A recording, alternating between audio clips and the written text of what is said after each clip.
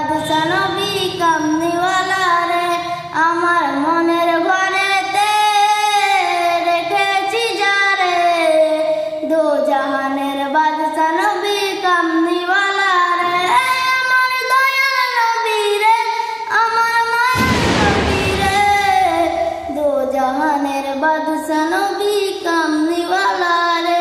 আসসালামু আলাইকুম ওয়া রাহমাতুল্লাহি ওয়া বারাকাতুহু।